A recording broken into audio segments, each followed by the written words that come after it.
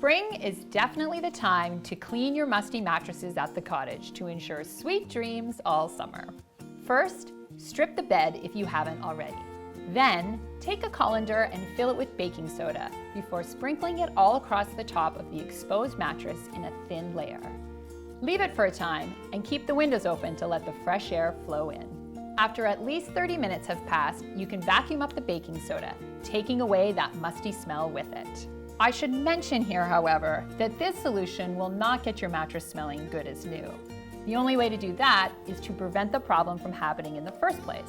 And the best way to do that is to buy a full enclosure, waterproof mattress cover that zips around the entire mattress.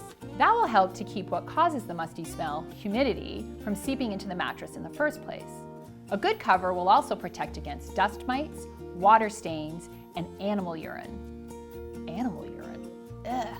That's not what cottage sweet dreams are made of.